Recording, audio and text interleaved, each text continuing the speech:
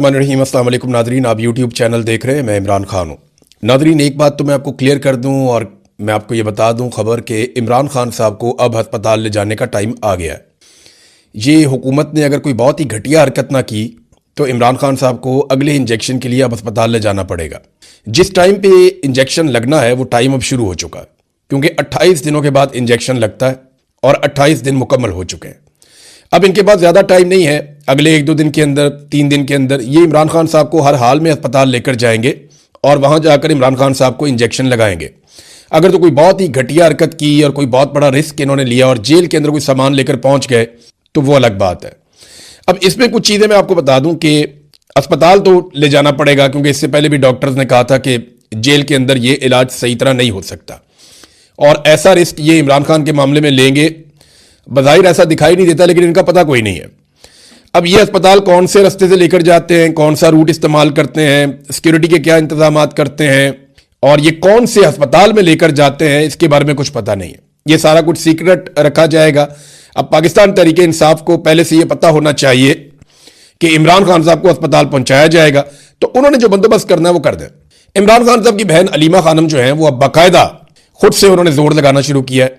वो एक जगह खिताब कर रही थी, उन्होंने इंटरव्यूज देना शुरू किए, प्रेशर बढ़ाना उन्होंने शुरू किया। उन्होंने कहा जी इमरान खान को जो है वो आज़ाद आदमी है, वो जेल के अंदर भी हैं तो वो आज़ाद है, लेकिन हम लोग बाहर मौजूद होने के बावजूद कैद हैं। इमरान खान हमारे लिए लड़ रहा है, पूरे पाकिस्तान के लिए लड़ रहा है, तो आप सबकी रिस्पॉन्सिबिलिटी है कि अपने हक के लिए खड़े हों। फिर जो गंडापुर साहब ने किया अलीमा खानम के साथ या इमरान खान की फैमिली के साथ, उस पर उन्होंने रद्दमल भी दिया। उन्होंने कहा जी गंडापुर को हटाने का पैगाम इमरान खान ने हमारे जरिए से बाहर नहीं भिजवाया था, बल्कि मीडिया को कहा था। जेल के अंदर जब ये होता था ना, ट्रायल होता था तो मीडिया जाता था, तो वहां पे इमरान खान साहब ने कहा था मीडिया को जेल के अंदर कि गंडापुर को हटा के सुहेल अफरीदी को वजीर आला खैबर पख्तूनख्वा लगाया जाए। फिर उन्होंने कहा जो गंडापुर इमरान खान को नहीं ना कह सकते वो अब उनकी फैमिली को कह देते हैं। दरअसल उन्हें गुस्सा इमरान खान पर है और पाकिस्तान तहरीक इंसाफ के जो लोग इमरान खान के लिए लड़ नहीं सकते ना, वो साइड पे हो जाए। ये उन्होंने गंडापुर को पैगाम दिया कि अगर आपने नहीं लड़ना तो आप साइड पे हो जाए। देखिए गंडापुर का प्रॉब्लम क्या हुआ, गंडापुर साहब के साथ ये हुआ कि वो बर्दाश्त नहीं कर पाए।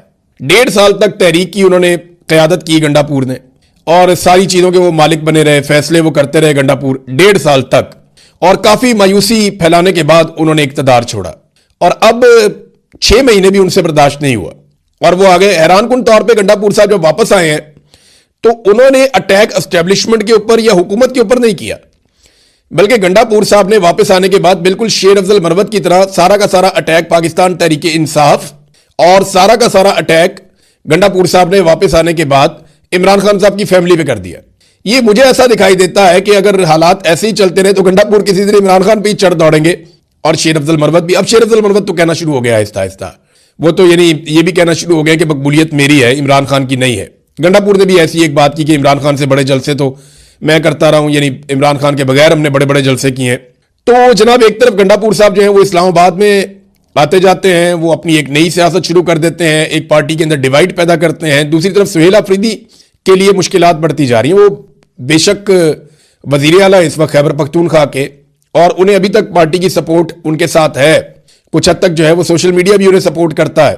गो के गुज़िश्ता 2 हफ्तों के अंदर उनके साथ बहुत बुरा हुआ और उनकी परफॉर्मेंस भी ऐसी थी कि जिसके ऊपर तनकीद की जाती, जैसे कि वो बंद हो गए जाके इस्लामाबाद में, और इसके अलावा उनके पास ऑप्शन भी कोई नहीं था, वैसे मैं इतना जानता हूं।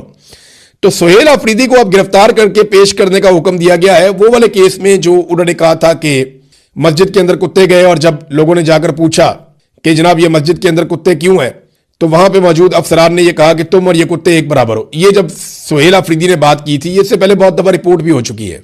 सुहेल अफरीदी ने यह बयान बाद में दिया था, ये पहले रिपोर्ट हो चुका है, वहां पे गवाह मौजूद हैं इन बातों के। तो इस केस में यानी रियासती इदारों पर इल्जाम लगाए वगैरह जब गिरफ्तार करके पेश करो, नाकाबिले जमानत वारंट गिरफ्तारी भी जारी कर दिए गए हैं। नादरीन ने एक और एतराफ किया राणा सनाउल्लाह साहब ने। ये सारी चीजें आपस में जुड़ती हैं। राणा सनाउल्लाह साहब कहते हैं जी कि इमरान खान साहब के जो मुतालबात हैं वो हम नहीं मान सकते, और उनमें उन्होंने 2 मुतालबात के बारे में कैटेगोरिकली कहा, और मैंने आपको पहले ये बताया था कि ये वो मुतालबात हैं जिनसे एस्टेब्लिशमेंट और हुकूमत डरती है। राणा सनाउल्लाह ने कहा कि 9 मई और 26 नवंबर की इंक्वायरी इमरान खान साहब मांगते हैं, ये मुतालबा हमें कबूल नहीं है। उस वक्त राणा सनाउल्लाह साहब ने कहा कि जब वो इंक्वायरी मांग रहे थे तब चीफ जस्टिस बंदियाल था, तो हम जेल में चले जाते और इमरान खान हुकूमत में आ जाता। तो मैं ये बता दूं कि नहीं, ये जो 26 नवंबर हुआ उस वक्त चीफ जस्टिस बंदयाल नहीं था। 2023 में बंदयाल चला गया था और 2024 में 26 नवंबर होता है तब काजी फायज ईसा भी चला गया था और ये जो मौजूदा जज है जस्टिस याया अफरीदी ये आ गया था। तो ये बात आप अपने ज़हन में रखेंगे, राणा सनाउल्लाह साहब आधा सच बोल रहे हैं कि उस वक्त बंदयाल था। हाँ, बंदयाल उस वक्त था जब 9 मई हुआ था, उस वक्त बंदयाल था। और उस वक्त तो इमरान खान ने ऐसा कोई मुतालबा तो इमरान खान आज भी करते हैं, तो आज करवा दें आप इंक्वायरी। अब तो सारे जजेज आपके हैं। तो मामला यह है कि राणा साहब सच बोल रहे हैं कि अगर इंक्वायरियां होंगी तो फिर इमरान खान वजीर आजम बनेंगे या वो इक्तदार में आएंगे और ये जो इक्तदार में बैठे हुए लोग हैं ये जेलों में जाएंगे। और सुहेल बड़ाइच साहब ने एक और कॉलम लिखा, नाजरीन मैं बार बार कहता हूं मुझे अच्छा भी नहीं लगता, लेकिन मैं हैरान होता हूं कि ये लोग थकते भी नहीं है, बस भी नहीं करते। उम्र के इस आखिरी हिस्से में भी इन चीजों को इस तरीके से कोई कैसे कर सकता है। यानी उन्होंने एक और कॉलम लिखा फिर तकिया पाकिस्तान तरीके इंसाफ पे और इमरान खान पे कि जनाब डील क्यों नहीं करते, माफी क्यों नहीं मांगते, इनको ट्रैक पे आना पड़ेगा, जब तक ये ट्रैक पे नहीं आएंगे तब तक ये नहीं होगा वो नहीं होगा। ये क्या कॉलम है भाई? अंसार अब्बासी साहब हों, सुहेल वड़ाइच साहब हों, सीनियर सहाफी हैं, बहुत पुराने काम करने वाले हैं, लेकिन ना करें यार। आपकी वजह से पूरी सहाफती बरादरी बदनाम हो जाती है। आप लोगों की वजह से लोग कहते हैं कि सहाफी हक के साथ खड़ा नहीं हो सकता। आप देखें ना यहां सहाफियों ने कितनी मार खाई है, लेकिन उन्होंने झूठ बोलना शुरू नहीं किया, वो फिर भी अपना काम कर रहे हैं। कितने सहाफी गिरफ्तार हुए, क्या हुआ सिद्दीक जान के साथ, समी इब्राहिम साहब के साथ और ये मकबूल जान साहब के साथ, क्या हुआ मुतीउल्लाह जान के साथ, असद तूर को भी गिरफ्तार किया गया और बहुत सारे सहाफी हैं जिनको बार बार गिरफ्तार किया गया। शाहिद असलम को गिरफ्तार किया गया, हमारे लाहौर के अंदर कई सहाफी हैं, ज़हीम लगारी साहब हैं, उन्हें गिरफ्तार किया गया। फिर आप देखें जो शाकिर रेवान साहब के साथ हुआ, बेशुमार लोग हैं, वो सारे अपना काम करते हैं। नई नस्ल इज्जत बनाने की कोशिश कर रही है, आप लोग लुटिया डबो रहे हैं पाकिस्तान की। अरशद शरीफ भी सहाफी था, ये आप लोग क्या कर रहे हैं? यानी एक कॉलम लिख दें कम से कम आप जिसमें आप ये कहें कि पाकिस्तान का आर्मी चीफ ट्रैक पे आ जाए। किसी जगह पे ये लिख दें पाकिस्तान की इंटेलिजेंस एजेंसियां ट्रैक पे आ जाएं।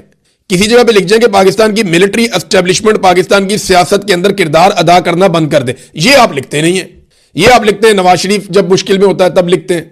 तो ये हरकतें आप ना करें मेहरबानी करके कि पीटीआई ट्रैक पे आ जाए। भाई वो ट्रैक के ऊपर ही है ना, यही तो जमहूरियत का ट्रैक है कि जनाब हमने पाकिस्तान में रूल ऑफ लॉ लेकर आना है, मैंडेट का एहतराम होना चाहिए और हम गलत चीज को गलत कहेंगे और नहीं मानेंगे, यही आजादी इज़हार राय है। लेकिन इनका ट्रैक पता कौन सा है? जहां पे सारे सर नीचे करके गुलामों की तरह चलते हैं जैसे ये खुद चल रहे हैं।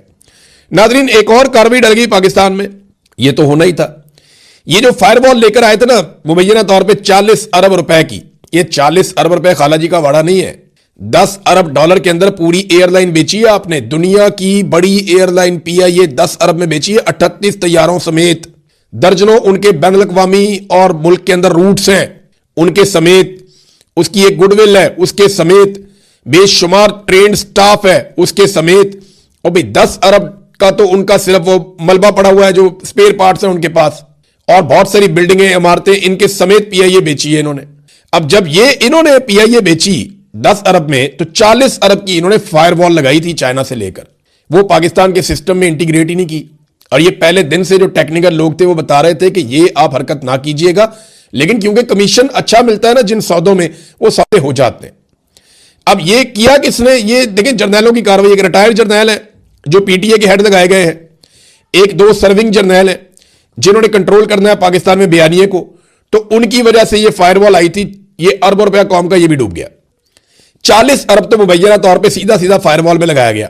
अब कमीशन कितना है सवाल कौन करेगा, कौन पूछेगा? नैब में केस बनेगा, कोई पूछेगा कि जनाब आपने फायरवॉल लगाई, 1.5 साल के बाद आपकी फारिग हो गई, 1.5 साल आपने फायरवॉल लगाई, आपके सिस्टम के साथ इंटीग्रेट नहीं की, वो अरबों रुपए कौन वापस करेगा कौम को? ये सवाल कोई पूछेगा? कौन पूछेगा और कौन जवाब देगा? इंतहाई बेशर्मी है। और ये फायरवॉल लगाने की वजह से हुआ एक और काम, वो ये हुआ कि पाकिस्तान के अंदर जो फ्रीलांसर्स काम कर रहे थे और अरबों रुपए का काम कर रहे थे, उनका नुकसान हो गया और वो अपना काम उठाकर अपने दफातर पाकिस्तान से बाहर ले गए। अब वो जाके पाकिस्तान से बाहर बैठे हुए हैं, वहां काम कर रहे हैं, पैसा वहां पे आ रहा है। तो पाकिस्तान के अंदर जो पैसा आता था वो पैसा आना भी बंद हो गया, और जो फायरवॉल लगा के इन्होंने चीजें हासिल करनी थी वो भी नहीं कर पाए। हाँ, इनके पास इसका एक मुतबादल सिस्टम है, वो पहले से है, उसको इन्होंने एडवांस किया, उसके जरिए से ये रीच को रोकते हैं मुख्तलिफ यूट्यूब चैनल्स की, मुख्तलिफ वेबसाइट्स की, और पीटीए के जरिए से ब्लॉकिंग भी करते हैं। तो ये चीजें करते रहते हैं। लेकिन जो ये लेकर आए थे एक बहुत बड़ा ख्वाब देख करके हम बिल्कुल हर चीज को छन्नी कर देंगे, वो ये नहीं कर पाए और फायरवॉल का प्रोजेक्ट पाकिस्तान के अरबों रुपए डबो कर फारिग हो गया। फ्रीलांसर्स पाकिस्तान से निकल गए और ये इन्होंने आईटी का पाकिस्तान में बहुत बड़ा नुकसान भी कर दिया और पाकिस्तानियों का पैसा भी डबो दिया। पाकिस्तान को कौन कौन सी बड़ी कंपनियां छोड़ गई हैं, ये मैं आपको एक डाटा मेरे पास है, मैं आपके साथ शेयर करता हूं। नाज़रीन, 2022 में पाकिस्तान से कंपनियों के निकलने का सिलसिला शुरू होता है और जो बड़ी कंपनियां पाकिस्तान को छोड़ गई हैं उसमें एक सुनाफी है, एक शेल पाकिस्तान है, एक बायर है, एक टेलीनॉर है, एक टोटल एनर्जीज है, एक एली लिली है। ये फार्मा कंपनी है, बहुत बड़ी थी। और इसके बाद वेट्रिक्स है, फिर लोटे है, फिर उसके बाद एक कंपनी माइक्रोसॉफ्ट टेक्नोलॉजी, वो पाकिस्तान को छोड़ गई 2025 में।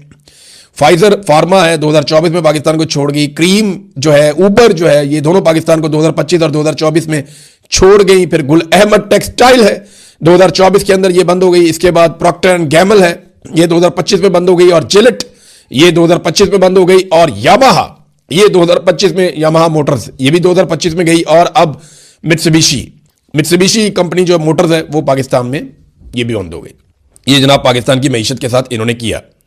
और इस वक्त पाकिस्तान का सिर्फ गर्दिशी कर्जा, ये हुकूमत की कारकर्दगी आपको बता रहा हूं। गैस की कीमतें इन्होंने कई गुना बढ़ा दी, बिजली की कीमतें इन्होंने कई गुना बढ़ा दी। कीमतें बढ़ाने के बावजूद आज जो गैस के ऊपर सिर्फ गर्दिशी कर्जा है ना, जो पैसा पाकिस्तानियों ने देना है वो 3,283 अरब रुपया है।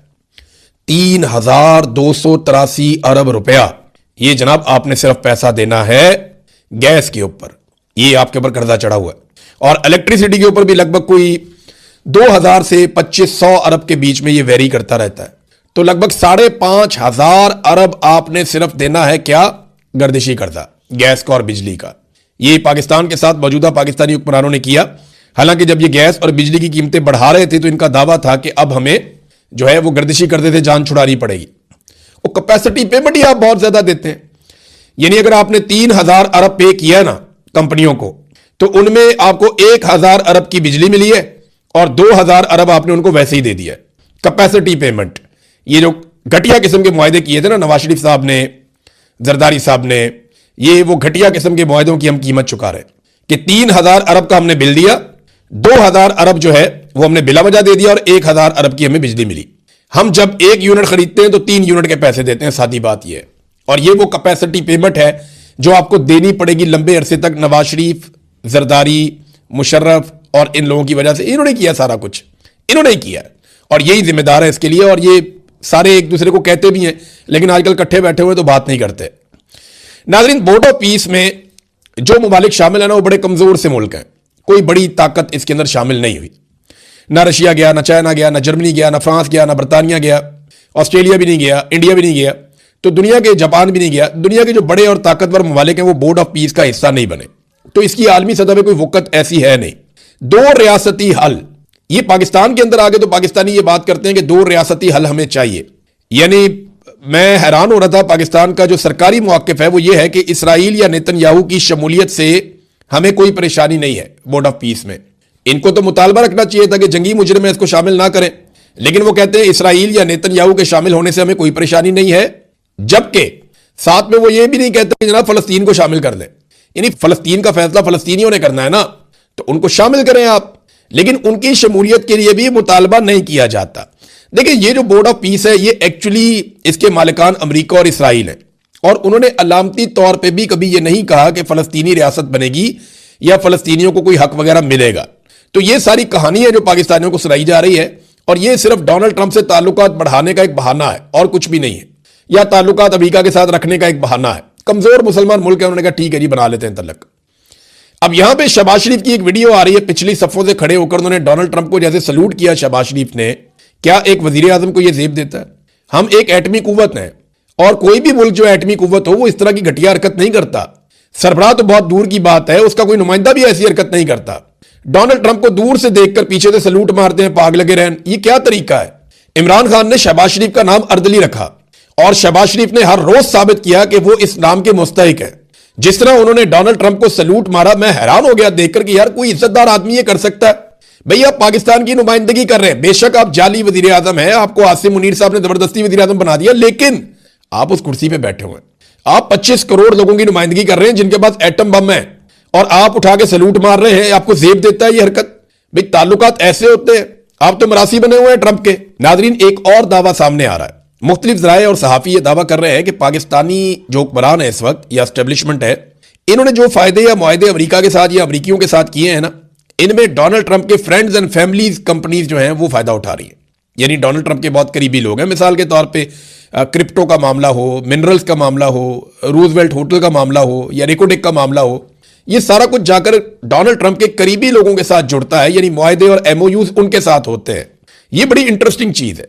डोनाल्ड ट्रंप को खुश रखने के लिए क्या उनके आसपास के तमाम लोगों को पाकिस्तानी हुकूमत अपने सरकारी वसाइल से नवाज रही है? तो इन खबरों के मुताबिक तो इसका जवाब है कि हाँ, ऐसा ही है।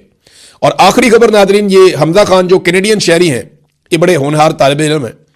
वो रिसर्च कर रहे थे, पीएचडी थीसिस के ऊपर अपना काम कर रहे थे, इंसानी हकूक और सियासी इस्लाम पर। वो लिबरल्स का नुक्ता नज़र जानना चाहते थे और पाकिस्तान में वो ये काम करने के लिए आए थे।